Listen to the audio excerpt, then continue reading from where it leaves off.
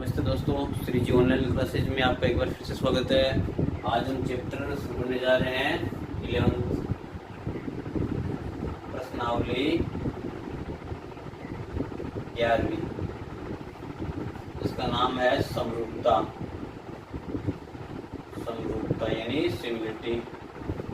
तो देखो chapter 11th प्रश्नावली है ये, और इसमें से आपके क्वेश्चन भी करीबन 6-7 नंबर क्वेश्चन आते हैं, यानी 2 या 3 क्वेश्चन आते हैं इसमें से, वो भी 6 या 7 नंबर के। तो अच्छे से पढ़ाई करेंगे इसकी। देखो इसमें से मोस्ट है, पहले कुछ प्रमेय, आज तो प्रमेय करेंगे। इससे पहले इस नाम पर जाते हैं। चैप्टर का नाम क्या है? समरूपता। नाम क्या है? समरूपता। तो समरूप यानी सम यानी समान, जो देखने में समान दिखे, जिनका रूप क्या हो, समान हो, उसे क्या बोलते हैं? समरूप। और इस गुण को क्या बोलते हैं? समरूपता। जैसे 2 वृत्त है, ये वृत्त,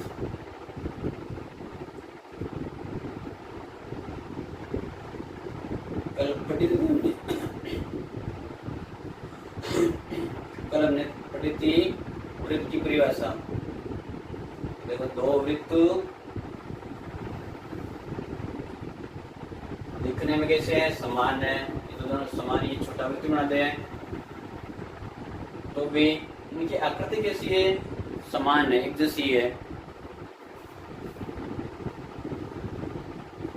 सभी वृत्त क्या है? देखने में एक जैसे हैं, इसलिए ये क्या हो गए? समरूप, यानी देखने में इनका रूप कैसा है? समान है। ठीक है, तो इसे क्या कहेंगे हम? समरूप। ये आकृति कैसी है? समरूप आकृतियां। और इसी गुण को इन्हें क्या बोलते हैं? समरूपता। तो सभी वृत्त समरूप होते हैं। वर्ग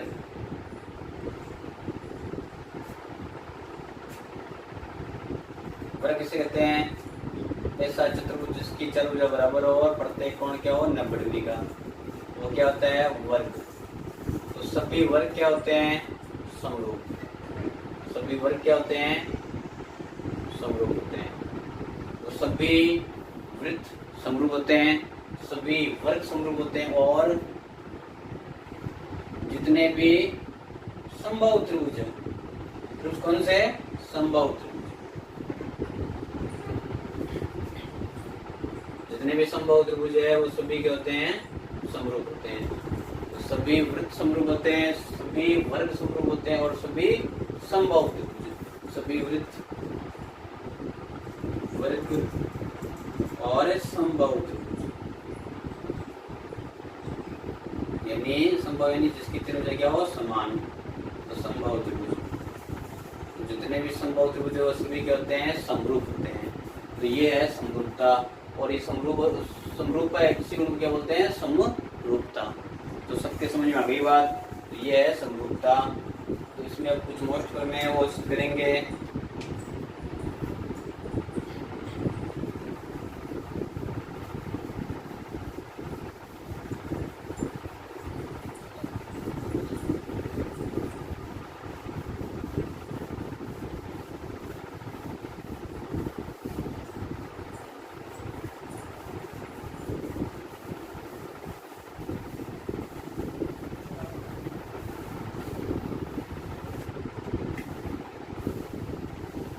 इस प्रश्नावली पहली में है, जिसका नाम है आधारभूत।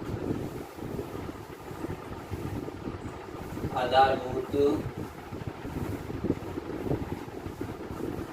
आनुपातिकता। आधारभूत आनुपातिकता प्रमेय या थेल्स प्रमेय। इसके 2 नाम है, या तो आधारभूत अनुपातिकता प्रमेय के 2, या थेल्स प्रमेय। आधारभूत अनुपातिकता प्रमेय या थेल्स प्रमेय। तो उसका कथन क्या है? उसको प्रमेय 1 से कहते हैं हम। प्रमेय 1 प्रश्नावली प्रमेय पहली प्रमेय। इसका कोटेशन क्या है? क्या होती है आधारभूत अनुपातिकता प्रमेय या थेल्स प्रमेय? देखो थेल्स जो वृत्त के थे उन्होंने इसको प्रतिबद्ध किया था, इसलिए इसका नाम क्या गया? थेल्स प्रमेय। आधारभूत अनुपातिक प्रमेय इसका नाम है। उसके दो नाम है। प्रमेय क्या, इसका कथन क्या है? किसी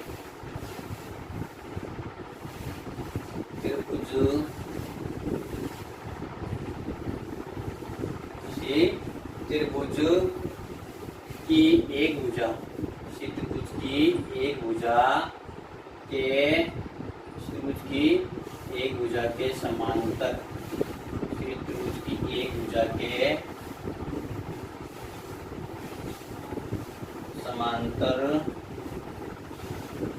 समांतर खींची गई रेखा, समांतर खींची गई रेखा, खींची गई रेखा त्रिभुज की, खींची गई रेखा त्रिभुज की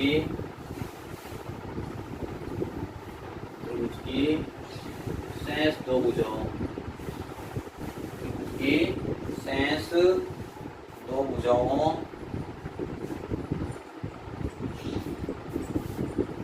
शेष दो भुजाओं को, शेष दो भुजाओं को प्रतिच्छेद करे तो क्या करे? प्रतिच्छेद करे, प्रतिच्छेद करे,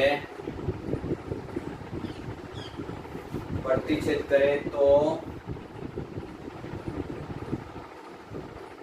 यह दोनों भुजाओं को, तो यह दोनों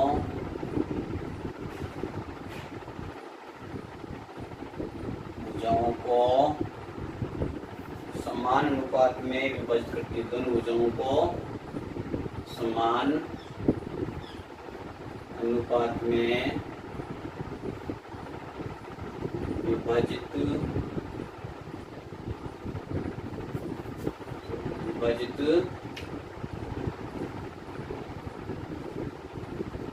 करती है।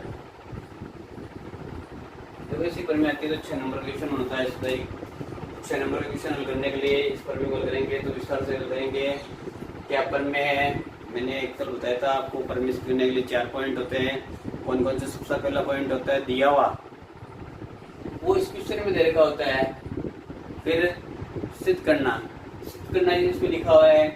अगला पॉइंट रचना, रचना यदि जरूरत हो तो हम अपनी तरफ से रचना करते हैं।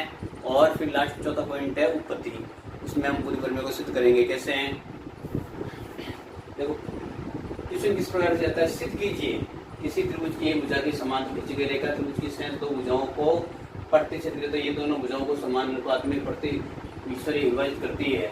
इस तरह से क्वेश्चन होता है। तो हल करेंगे कैसे? पहला पॉइंट दिया हुआ है,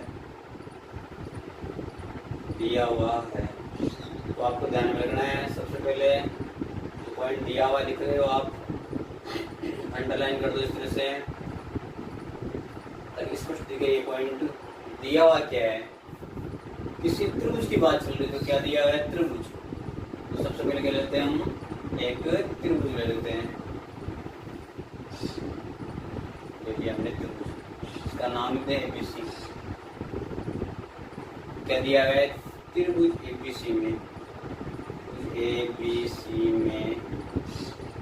त्रिभुज एबीसी में त्रिभुज की एक भुजा के समांतर, एक भुजा ली हमने बीसी, इसके समांतर एक रेखा खींच रहे हैं, एक रेखा खींच रहे हैं समांतर बीसी के समांतर, ये बीसी के समांतर हमने एक रेखा खींच दी। त्रिभुज एबीसी में बीसी के समांतर रेखा हमने खींच दी डीई, इसका नाम क्या दिया हमने? डीई।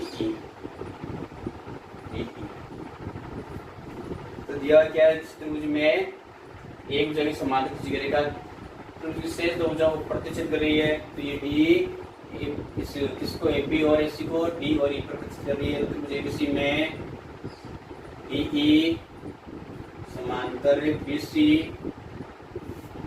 है, ये दिया है। जो एबी व एसी को क्रमशः कहाँ पर? एबी को डी व एसी को ई पर प्रतिच्छेद करती है, प्रतिच्छेद करती है। ये दिया है। दिया है त्रिभुज की एक भुजा के समांतर, ये किसी समांतर खींच करेगा डीई त्रिभुज की संयुक्त भुजाओं को एपी और एसी को विभाजित करे डी और ई पर। तो ये दोनों भुजाओं को समान अनुपात में विभाजित करती है। ये सिद्ध करना है हमें। सिद्ध क्या करना है? सिद्ध करना है दूसरा पॉइंट, इसको भी आप अंडरलाइन से लिखेंगे, अंडरलाइन करके इसके सिद्ध करना है। क्या सिद्ध करना है? कि ये दोनों भुजाओं को क्या करता है? समान अनुपात में विभाजित करती है। तो एडी बट्टा डीबी, एडी बट्टा डीबी बराबर ए बट्टा ईसी, ए बट्टा ईसी। एडी बट्टा डीबी बराबर ए बट्टा ईसी, ये हमें सिद्ध करना है। अगला पॉइंट रचना। जो रचना जिसमें आवश्यकता होती है उसमें रचना करते हैं। इसमें आवश्यकता है रचना, रचना की तो रचना करेंगे। रचना क्या करेंगे, क्यों करेंगे, कैसे करेंगे? देखो सबसे पहले इस डी बिंदु से एसी को लंब खींच दें। रचना को हम डैश जैसे दर्शाएंगे, इस तरह से डैश डैश पी एम। तो पी एम लंब एसी खींचा, फिर इससे लंब खींच दो एक,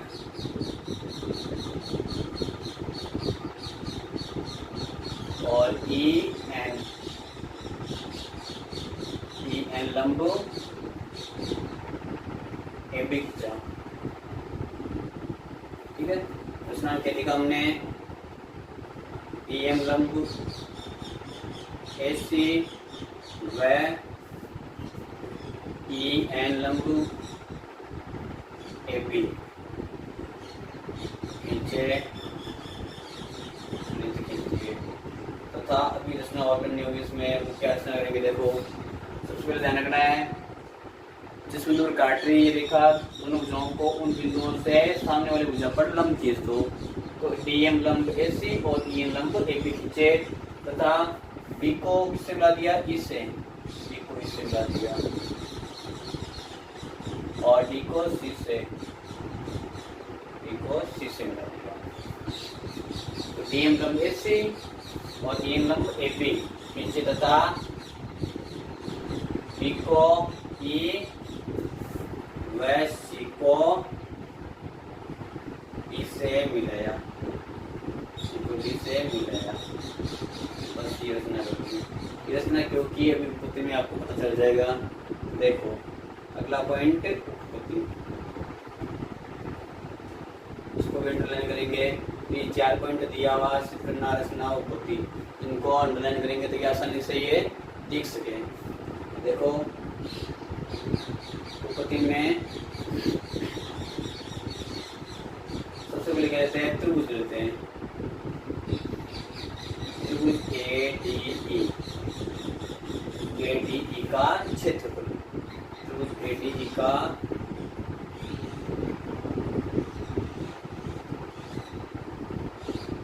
क्षेत्रफल, ए डी का क्षेत्रफल क्या होता है? त्रिभुज का, ये त्रिभुज है, 1/2 आधार गुणा ऊंचाई, आधार गुणा ऊंचाई। त्रिभुज का क्षेत्रफल 1/2 आधार गुणा ऊंचाई। त्रिभुज ए डी ई, इसमें आधार कौन से ले ले? A D, Aadhaar A D से, आधार ए डी से, चलो इसको शॉर्ट में लिख देते हैं, एरिया ऑफ त्रिभुज A D E, A D का क्षेत्रफल बराबर 1/2, आधार इसमें ए डी लिया तो ए डी हो जाएगा, ऊंचाई इस पर लंब क्या है? ई एन, तो लंब क्या हो जाएगा? ई एन, समीकरण नंबर 1। लंब क्या जाएगा इस पर? ई एन तथा आधार, अब की बार आधार कौन से ले ले? त्रिभुज का क्षेत्रफल ये निकालते हैं सेम, लेकिन आधार कौन से ले ले? ए ई, आधार ए ई से, आधार ए ई से एरिया त्रिभुज ए डी ई बराबर 1/2, आधार कौन सा जाएगा? ए ई गुणा ऊंचाई, ए की ऊंचाई कौन सी? डी एम, डी एम, समीकरण नंबर 2। ठीक है, समझ में आ गई बात सबके? हमने 2 त्रिभुज क्षेत्रफल निकाले। इसी प्रकार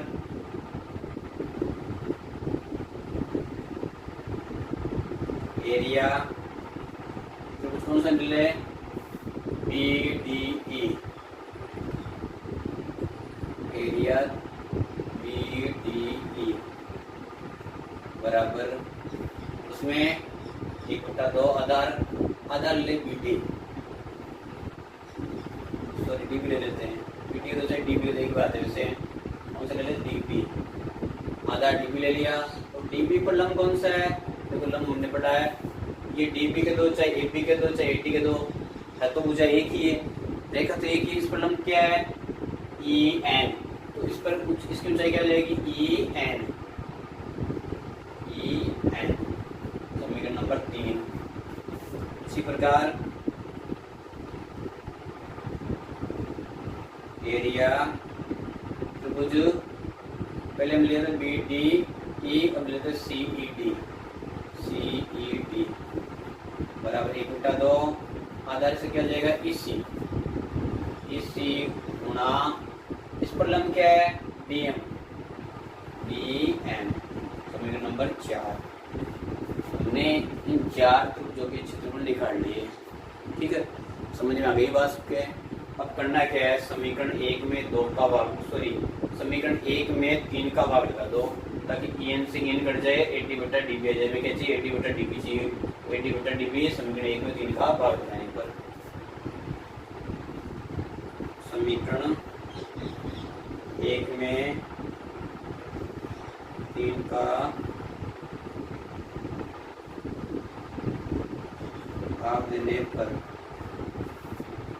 समीकरण 1 में 3 का भाग दो, समीकरण 1 में 3 का भाग देने पर लगा दो भाग, एरिया ADE बट्टा एरिया BDE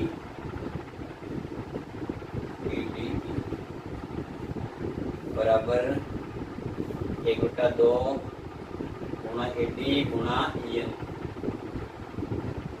बट्टा 1/2 DB गुणा EN से कट गया, 1/2 से 1/2 कट गया, क्या गया AD/DB समीकरण 5। इसी प्रकार समीकरण 2 में 4 का भाग लगा दो, क्यों, ये तो कौन साइड आएगी 80/DB, तो लेफ्ट हैंड साइड आएगी, राइट हैंड AE इसमें 2 में इसी है 4 में, 2 में 4 का भाग लगा दो, समीकरण 2 में 4 का भाग देने पर लगाओ भाग, area triangle ADE upon area triangle CED, क्या हो जाएगा 1/2 AE गुणा DM बट्टा 1/2 EC गुणा DM से DM कट गए, 1/2 से 1/2 कैंसिल, क्या बचा AE/EC, समीकरण नंबर 6। देखो 80/DB बराबर AE/EC आ जाएगी, सिद्ध करना में समीकरण 5 और 6 को बराबर सिद्ध करना है। इसको बराबर सिद्ध करने के लिए क्या होना चाहिए, सिद्ध करना है राइट हैंड साइड, तो लेफ्ट हैंड साइड में क्या होना चाहिए, बराबर होनी चाहिए। लेफ्ट हैंड साइड देखे इसमें अंश क्या आ रहा है, एरिया ट्रायंगल ADE, इधर भी एरिया ट्रायंगल AD आ रहा है, नीचे वाले BD और CED, यदि ये दोनों त्रिभुज बराबर हो जाए, इनका क्षेत्रफल बराबर हो जाए तो ये सिद्ध हो जाए। तो हमें सिद्ध क्या करना है, अब BDE इस क्षेत्रफल और CED इन दोनों त्रिभुजों के क्षेत्रफल बराबर होने चाहिए। यदि ये सिद्ध हो जाए तो अपने आप ये पद सिद्ध हो जाएगी। देखो क्योंकि ये त्रिभुज BDE व त्रिभुज CED, BDE और CED दोनों दोनों एक ही आधार कौन सा DE, एक ही आधार DE व समांतर रेखाओं समांतर रेखा कौन सी समांतर रेखा दे रखी है, जो दिया होगा इसमें DE समांतर BC, समांतर रेखा DE समांतर BC के मध्य स्थित है। तो प्रमेय अनुसार क्या जाएगा, एरिया BD बराबर एरिया त्रिभुज CED, समीकरण नंबर 7। देखो 9th क्लास की प्रमेय थी कि दो समांतर रेखाओं में मध्य स्थित और एक ही आधार पर स्थित त्रिभुजों के क्षेत्रफल क्या होते हैं, बराबर होते हैं। तो ये दोनों त्रिभुज इनका आधार DE है और दोनों समांतर रेखाओं में मध्य स्थित है, इसलिए इनके क्षेत्रफल क्या होंगे, बराबर। तो समीकरण 5 और 6 में मान रख दो, ये 1 में से 2, 5 में से 7 में से 5 मान रख दो या 6 में से मान रख दो। उसी तरीके से समीकरण 5, 6, 7 से, समीकरण 5, 6 व 7 से तो डायरेक्ट लिख सकते हो आप, या एक समीकरण और डाल सकते हो कि 5 में 7 से मानने को फिर 8 आ जाएगा, 8 और 6 को बराबर लिख सकते हो। तो डायरेक्ट करना है समीकरण 5, 6 व 7 से। यहाँ पर BDE बराबर CED दिया हमने, BDE बराबर CED, तो ये दोनों क्या हो जाएंगे, बराबर, तीन भाग भी बराबर, तो क्या हो जाएगा AD बटा DB बराबर AE बटा EC इति सिद्धम। यह है ये है आपकी थल्स प्रमेय, तो बिल्कुल इजी प्रमेय है और मोस्ट प्रमेय भी है। आने की पूरी संभावना अच्छे से आप तैयार कर लो, सबके समझ में आ गई। इसके बाद में अगली कुछ बातें इससे संबंधित चैप्टर से हैं। तो इसे आधारभूत अनुपातिकता यानी इनका अनुपात है वो क्या है, बराबर आता है। और आधारभूत प्रमेय इसलिए इसको आधारभूत प्रमेय कहते हैं, थेल्स जो गणित कहते हैं उनके द्वारा दी गई है, तो इसका नाम थेल्स प्रमेय। इसके दो नाम, आधारभूत अनुपातिक प्रमेय और थेल्स प्रमेय, तो ये आपको ध्यान रखना है। अगली कुछ बातें देखो इसमें।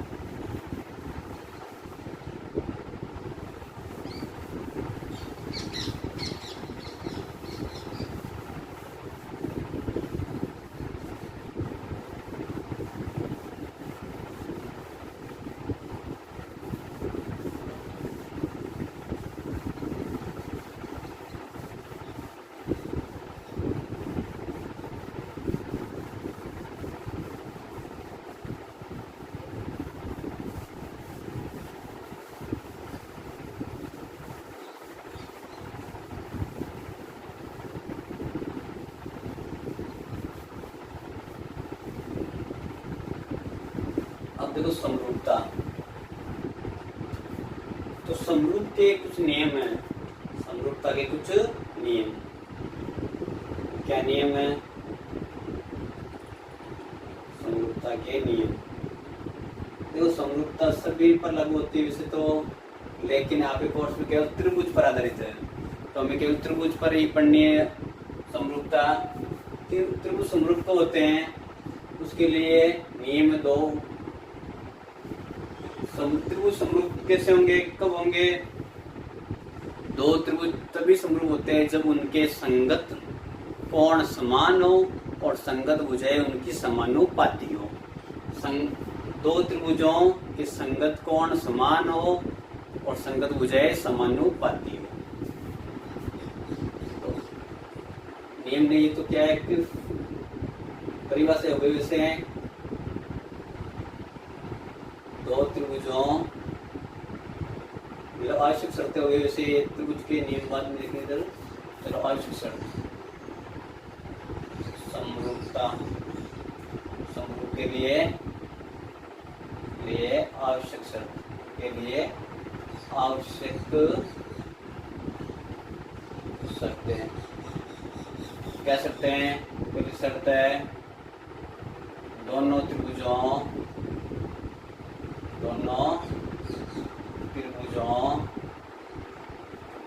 के संगत कोण, जो दो त्रिभुज समरूप करने हो तो दोनों त्रिभुजों के संगत कोण क्या होंगे? संगत कोण समान, दोनों त्रिभुजों के संगत कोण समान, और दोनों त्रिभुजों की संगत भुजाएं समानुपाती, तभी त्रिभुज क्या होते हैं? समरूप होते हैं। तो ये दो बात ध्यान रखनी है, त्रिभुज के संगत कोण समान और संगत भुजाएं समानुपाती। अब समरूपता के नियम, पहला नियम है ए एंगल यानी कोण समरूपता नियम। इसमें यदि दो त्रिभुज है ABC, इसका नाम PQR, यदि कोण A और P क्या है? बराबर है, संगत कोण है। कोण B के बराबर कोण Q है, कोण C के बराबर कोण R है। तो त्रिभुज ABC और त्रिभुज PQR क्या हो जाएंगे? समरूप हो जाएंगे। और ये क्या होता है? समरूप का चिन्ह होता है। तो त्रिभुज ABC और त्रिभुज PQR दोनों क्या हो जाएंगे? समरूप। तो समझ में आ गई बात सबकी? त्रिभुज ABC समरूप, त्रिभुज PQR किस नियम से? कोण नियम से। तो ये ध्यान रखना है। यदि दो कोण बराबर जो है संगत कोण, तो तीसरा कोण भी बराबर होता है, तो वो भी एक नियम, उसको हम लिख सकते हैं ए समरूपता नियम से। दूसरा नियम है SSS समरूपता नियम।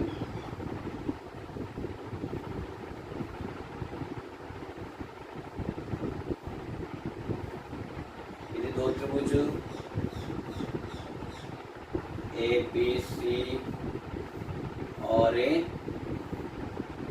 XYZ, यदि ये भुजा इस भुजा का अनुपात, इस भुजा इस भुजा का अनुपात, इस भुजा और इस भुजा का अनुपात क्या हो? बराबर हो।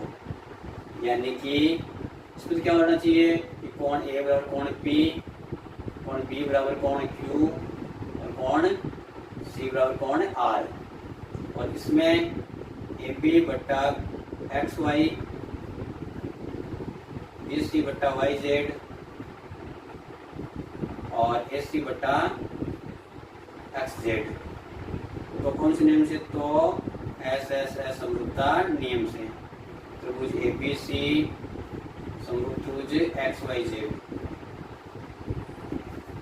तो SS समरूपता नियम से समरूप होंगे।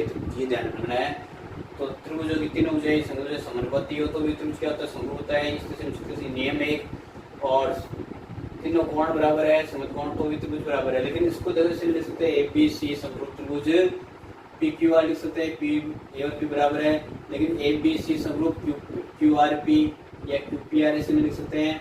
तो जो दोनों कोण बराबर हो उनको बराबर लिखो, A के बराबर P, B के बराबर Q, C के बराबर R। तो ये आपको ध्यान में रखना है। तीसरा नियम है, पहला AS पढ़ लिया, दूसरा SS, तीसरा SAS समरूपता नियम में क्या जाएगा आपके? देखो, त्रिभुज ABC और त्रिभुज PQR, इसी त्रिभुज की दो भुजाएं, दो त्रिभुजों के कोई दो संगत भुजाएं समानुपाती और उनके मध्य बनने वाला कोण। देखो S यानी ये भुजा समानुपाती, ये भुजा समानुपाती है, इनके मध्य B और Q कोण बराबर है। त्रिभुज क्या हो जाएंगे? समरूप त्रिभुज हो जाएंगे। तो AB बटा PQ बराबर क्या है? BC बटा QR। तो कौन सा बराबर होना चाहिए? B बराबर Q, तब भी ये नियम लगेगा, वरना नियम नहीं लगेगा। यदि कोण A और B बराबर है, AB और BQ अनुपात और BC और QR का अनुपात बराबर है, तो ये त्रिभुज समरूप नहीं होंगे। ये ध्यान रखना है कि जो भुजा के दो उनके मध्य कोण ही SAS मध्य कोण ही बराबर होना चाहिए भुजाओं के। तो इस तरह से नियम हो जाएगा SAS। तो ये आपको ध्यान में रखना है। तो तीन नियम है समरूपता के। AA समरूपता नियम में दो त्रिभुजों की संगत तीनों कोण समान हो तो वो त्रिभुज समरूप होते हैं। दूसरा SSS दो त्रिभुजों के तीनों संगतभुज समानुपाती हो तो त्रिभुज समरूप होते हैं। और तीसरा नियम एस ए एस, यानी कि दो त्रिभुजों की दो संगतभुज समानुपाती और उनके मध्य बनने वाले कोण क्या हो, बराबर हो तो त्रिभुज एस ए एस समरूपता नियम से समरूप होते हैं। इसके बाद में अगली प्रमेय इसमें देखो भी मैंने पढ़ी थेल्स प्रमेय, तो थेल्स प्रमेय खुदा सकती है, उस पर आधारित क्वेश्चन ज्यादा पूछ जाते हैं, तो आपको ध्यान रखना है। क्वेश्चन अभी बाद में लग रहेंगे, पहले हम प्रमेय हल कर रहे हैं। इस चैप्टर के पहले मोस्ट जो प्रमेय है वो हल करने के बाद में फिर क्वेश्चन लग रहेंगे।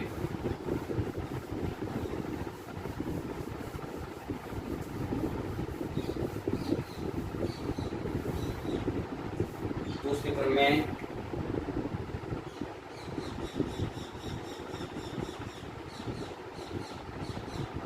दो रहते हैं।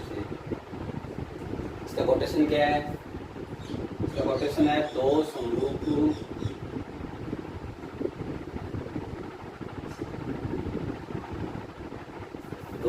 त्रिभुजों, हाँ दो समरूप त्रिभुजों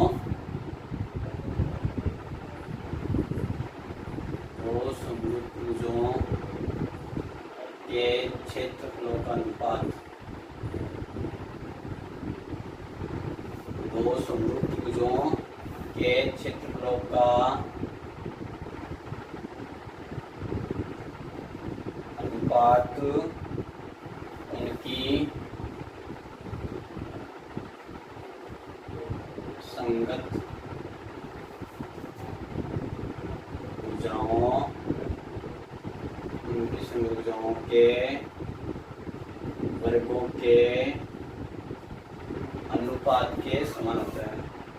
भुजाओं के वर्गों के अनुपात के समान होता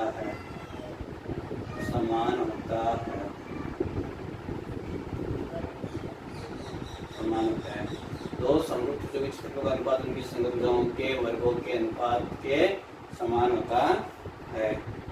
भुजाओं के वर्गों के अनुपात के समान होता है। कल करें से सबसे पहला पॉइंट दिया हुआ है, लिखेंगे दिया हुआ, तो क्या दिया हुआ है, दो समरूप त्रिभुज की बात चल रही है, तो दो समरूप त्रिभुज, दो समरूप त्रिभुज लेते हैं।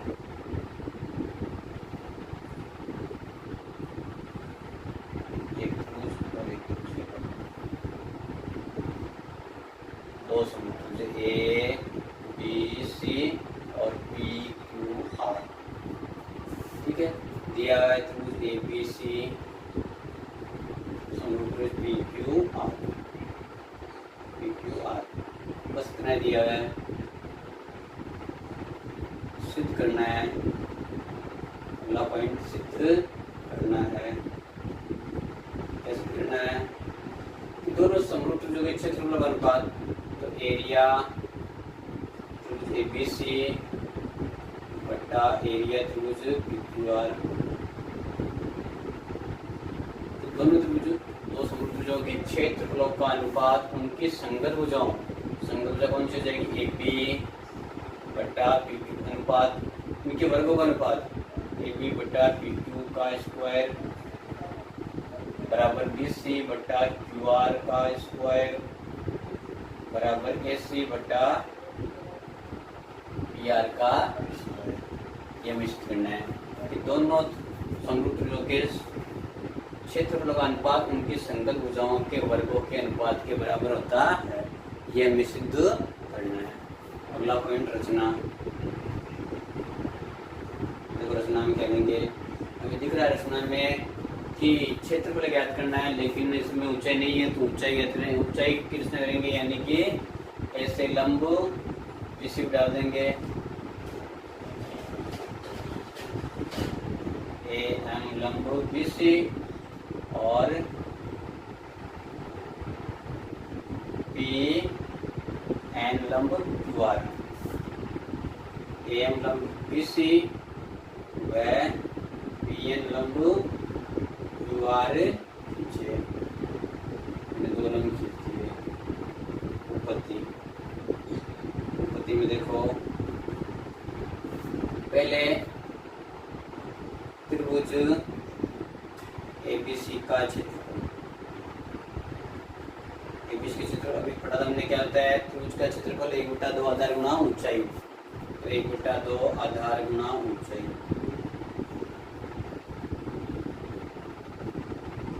1/2 आधार गुणा ऊंचाई, यानी एरिया त्रिभुज एबीसी बराबर 1/2 आधार बीसी गुणा ऊंचाई एम, समीकरण नंबर 1। इसी प्रकार एरिया त्रिभुज पीक्यूआर, पीक्यूआर का क्षेत्रफल त्रिभुज का 1/2 आधार गुना क्यूआर ऊंचाई पीएन, समीकरण नंबर 2। समीकरण 1 में 2 का भाग लगाते हैं, समीकरण 1 में 2 का भाग देने पर, 1 में 2 का भाग देने पर एरिया त्रिभुज एबीसी बटा एरिया त्रिभुज पीक्यूआर बराबर 1/2 बीसी गुणा एम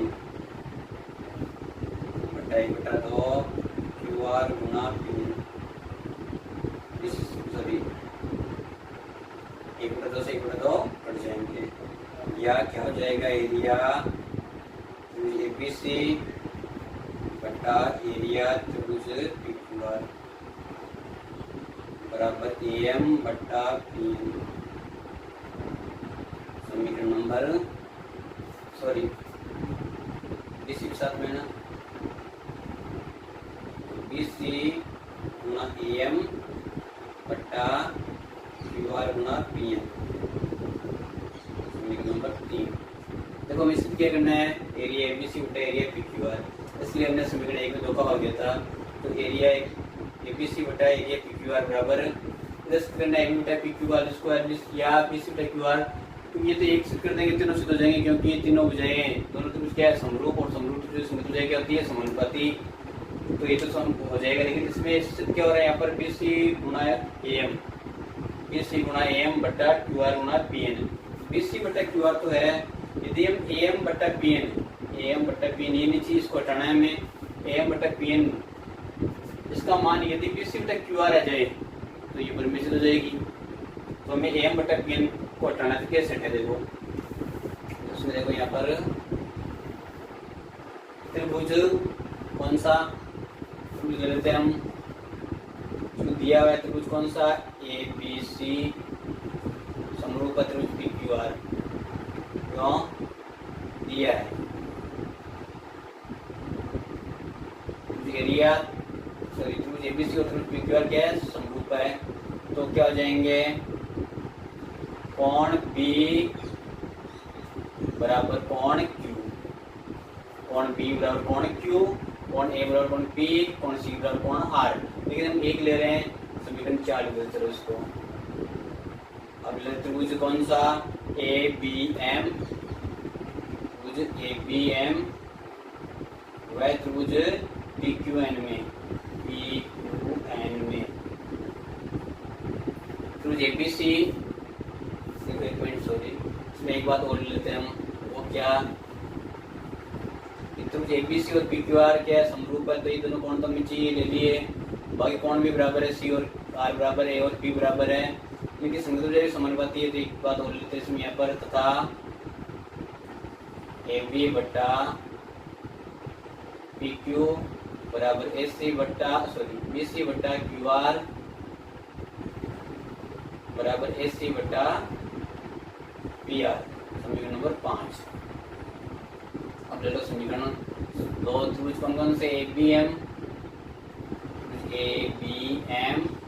वह त्रिभुज पी क्यू एन, तो ये क्यों ले रहे हैं, क्योंकि हमें एम बटा पी, एम और पी एन का मान हटाना है, एम और पी एम का मान, तो आप चाहो त्रिभुज ए बी एम ले लो, ए बी एम और पी क्यू एन ले लो, या ए सी एम और पी आर एन ले लो, यदि ये त्रिभुज ये त्रिभुज ये त्रिभुज ले लो, इनको आपको समरूप सिद्ध करना है, करो सिद्ध ए बी एम और पी क्यू एन में कौन बी बराबर कौन क्यू, बी बराबर कौन क्यू, क्यों समीकरण 4 से हैं, समीकरण 4 से हैं।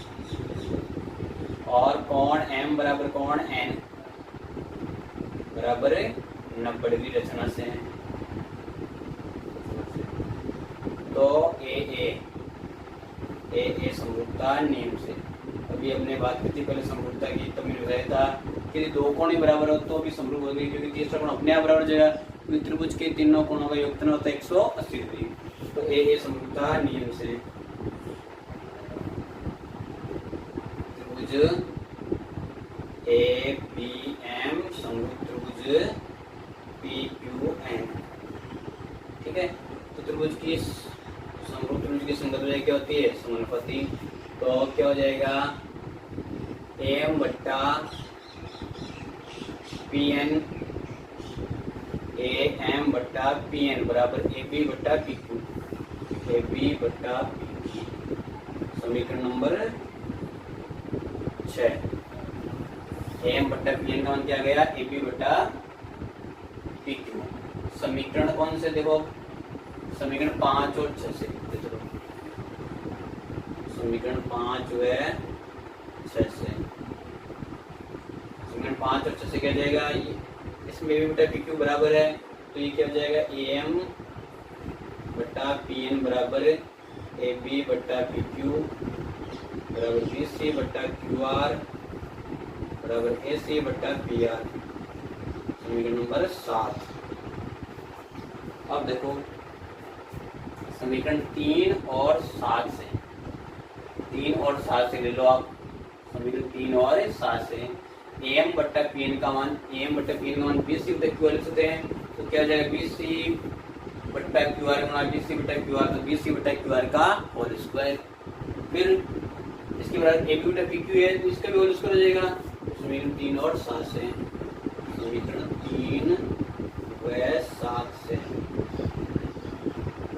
समीकरण 3 और 7 से क्या हो जाएगा, एरिया ए बी सी बट्टा एरिया त्रिभुज पी क्यू आर बराबर ए बी बट्टा पी क्यू का होल स्क्वायर बराबर बी सी बट्टा क्यू आर का होल स्क्वायर बराबर ए सी बट्टा पी आर का होल स्क्वायर। आंसर 30 हो गई। तो देखो ये पर मोस्ट पर में ध्यान रखना है, ये 2012 के पेपर में आ चुकी है, पेपर में और भी आने की संभावना है, क्योंकि ये सेम पहले ही चल रहा था, समरूपता ही 2000 करीबन 11 से चल रही है अभी 10th क्लास में, तो 2012 में आई पेपर में आने की संभावना और भी ज़्यादा है इसके। तो अच्छे से इसको समझ आ गई आपके। अगले पेपर में देखो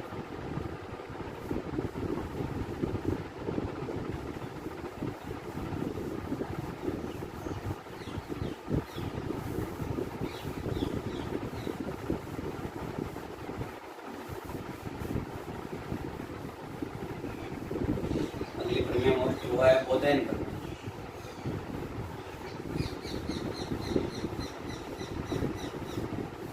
देखो बोधन पर में के दो चेक पाए था, उस पर में के दो एक पर में हो, आपने बोधन पर में को 9th क्लास में भी सिद्ध किया था, लेकिन उस समय वो बड़े तरीके से हैं, विस्तार से हैं। इसमें आपके शॉर्ट रूप में यानी समरूपता के नियम पर आधारित है, उस तरीके से हम करेंगे इसमें यहाँ पर।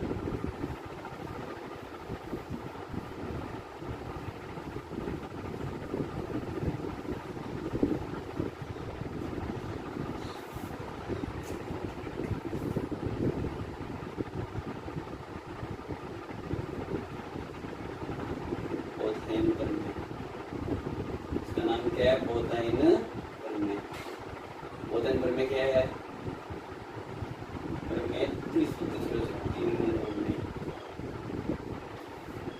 तो मान लूँ ये कथन आपको, इसका क्या कथन है, समकोण त्रिभुज में,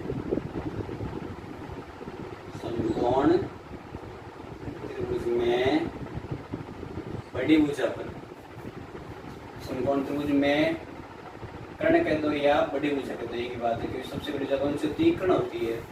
तो ये भी लिखा हो सकता है समकोण त्रिभुज में सबसे बड़ी भुजा पर बने वर्ग का पर बना वर्ग अन्य भुजाओं पर बने वर्गों के योग के बराबर होता है। ये ऐसे लिख सकता है समकोण त्रिभुज में कर्ण पर बना वर्ग अन्य दो भुजाओं पर या शेष दो भुजाओं पर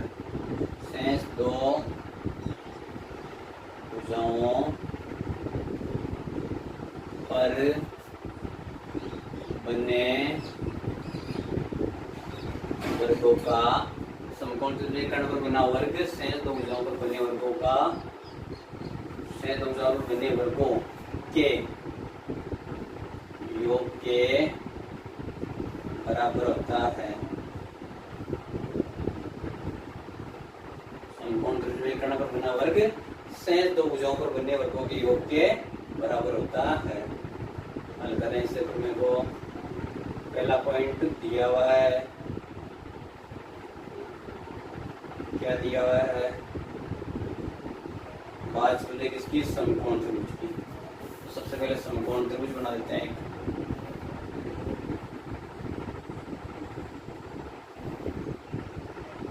एक समकोण त्रिभुज ए बी सी, इसका ये कोण समकोण है। क्या दिया हुआ है?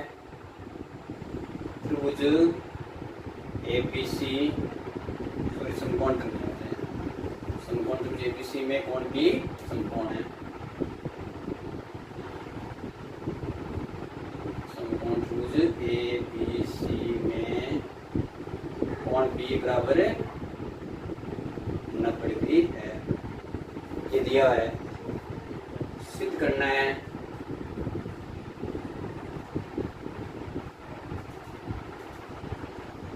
क्या सिद्ध करना है? कि समकोण त्रिभुज कर्ण पर बना वर्ग, कर्ण कौन सा हो गया?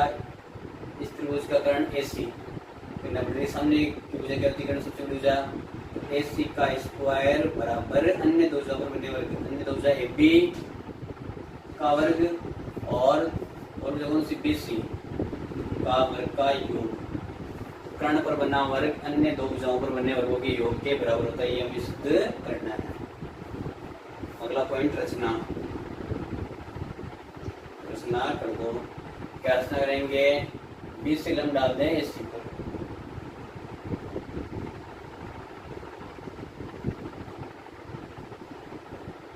BC लंब या 20 नाम देते हैं, चलो BM लंब AC खींचा, BM लंब AC खींचा, BM लंब ने AC पर खींच दिया। ये रचना कर दी हमने।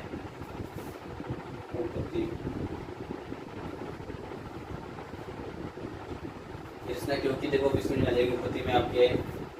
अब ले लो त्रिभुज कौन सा? एक त्रिभुज ले लिया हमने AMB, त्रिभुज AMB व त्रिभुज ABC, ABC में AMB ABC में कोण A बराबर कोण है A, क्या है दोनों में? उभयनिष्ठ है। कोण इसमें M बराबर इसमें कोण B बराबर 90 डिग्री। कहाँ से? रचना से। तो ए समरूपता नियम से, ए समरूपता नियम से त्रिभुज AMB समरूप त्रिभुज ABC। ये AMB और ABC दो त्रिभुज क्या हो गए? समरूप। इनकी संगत क्या हो जाएगी? तो इनकी संगत क्या हो जाएगी? समानुपाती। कौन कौन सी भुजा? देखो AM और कौन सी लेनी है? तो AM ने लेनी है हमें, कौन सी लेनी है? भुजा है तो ले लो AP। तो एक मिनट, त्रिभुज AMB इसमें एक तो ले लेंगे हम AB, तो कौन सी हो जाएगी? AC, AC।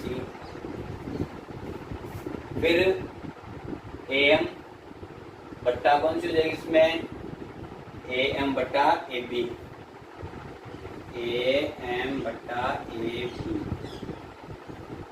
ठीक है। त्रिभुज ए एम बी और त्रिभुज ए बी सी में दोनों क्या है, समरूप है। तो ए बी बट्टा ए सी बराबर ए एम बट्टा ए बी, ए एम बट्टा ए बी। वज्रवर्धन को या ए बी गुणा ए बी बराबर ए सी गुणा ए एम, या क्या हो जाएगा, ए बी का स्क्वायर बराबर ए सी गुणा ए एम, ठीक है। देखो आपको ये ध्यान रखना है, बी एम भुजन नहीं लेनी है आपको, ठीक है। यहाँ पर ए एम ए पी बट्टा ए सी ले लिया, ए पी बट्टा ए सी, फिर ए एम बट्टा फिर ए एम मतलब ए बी, ठीक है। ये लेनी है हमें, कौन सी, बी एम नहीं लेनी है, फिर बी सी नहीं लेनी है। ये दो भुजा, इस समीकरण नंबर क्या गया, 1। इसी प्रकार लेते कौन सा, इसी प्रकार त्रिभुज पहले हम लेते ए एम बी और ए बी सी, अब लेते हम बी एम सी व त्रिभुज ए बी सी में सेम इसी प्रकार ये दोनों भी क्या हो जाएंगे, समरूप। कैसे, कोण सी बराबर सी, उभयनिष्ठ। फिर कोण एम बराबर, इसमें कोण एम इसमें कोण बी बराबर 90 डिग्री। कहाँ से, रचना से। तो वही नियम ए समरूपता नियम से क्या हो जाएगा, त्रिभुज बीएमसी समरूप त्रिभुज एबीसी। तो समरूप जो संगत लेके होती है समरूपता सेमी इसकी दो कौन सी, बीएम नहीं लेनी हमें, तो बीसी बट्टा बीसी इधर क्या जाएगा बट्टा एसी बराबर सीएम लेनी है, एमसी बट्टा बीसी, या वजन कर दो, 20 गुना बीसी का स्क्वायर बराबर एसी गुणा एमसी। समीकरण नंबर 2। देखो समीकरण 1 और 2 को जोड़ दो, कितना काम करना है। समीकरण 1 व 2 को जोड़ने पर, समीकरण 1 और 2 को जोड़ने पर ए बी का स्क्वायर प्लस बी सी का स्क्वायर, ए बी का square plus B C square बराबर ए सी गुणा ए एम प्लस ए सी गुणा एम सी, या ए बी का स्क्वायर प्लस बी सी का स्क्वायर बराबर, इनमें कॉमन क्या जाएगा, ए सी कॉमन आ जाएगा, तो क्या बचेगा A M plus M C, या ए बी का स्क्वायर प्लस बी सी का स्क्वायर बराबर A C, A M plus M C, A M plus M C मिलकर क्या बन गई A C, A M plus M C मिलकर A सी गुणा ए सी, ए सी गुणा ए सी का मतलब ए सी का स्क्वायर, या ए बी का स्क्वायर प्लस बी सी का स्क्वायर बराबर ए सी का स्क्वायर, अतः ए सी का स्क्वायर बराबर ए बी का स्क्वायर प्लस बी सी का स्क्वायर, इति सिद्ध। सबके समझ में आ गई बात, ये सिद्ध हो गया। इस करना था ए सी का स्क्वायर बराबर ए बी का स्क्वायर प्लस बी सी का स्क्वायर। ये बोधन प्रमेय, ये मोस्ट प्रमेय, ये 3 प्रमेय मोस्ट मैंने हल कर दी तीनों, सबके समझ में आ गई बात। सबसे पहले हमने थेल्स प्रमेय सिद्ध की, फिर क्षेत्रफलों वाली दो समरूप त्रिभुजों के क्षेत्रफलों का अनुपात उनकी संगत भुजाओं के वर्गों के अनुपात के बराबर होता है। और तीसरी हमने ये बोधन प्रमेय कि किसी समकोण त्रिभुज के कर्ण पर बना वर्ग अन्य दो शेष दो भुजाओं पर बने वर्गों के योग के बराबर होता है। ये तीनों प्रमेय कंप्लीट। और कुछ नियम पढ़े थे हमने समरूपता के 3 नियम थे, कौन कौन से, एस एस एस व ए, तो तीसरा SAS, ये 3 नियम पढ़े थे समरूपता के। तो ये मोस्ट बातें हैं इसमें। अब इसके अलावा क्वेश्चन है वो अगले वीडियो में हम हल करेंगे। अब ज़्यादा से ज़्यादा आप शेयर कीजिए, सब्सक्राइब कीजिए और लाइक कीजिए। धन्यवाद।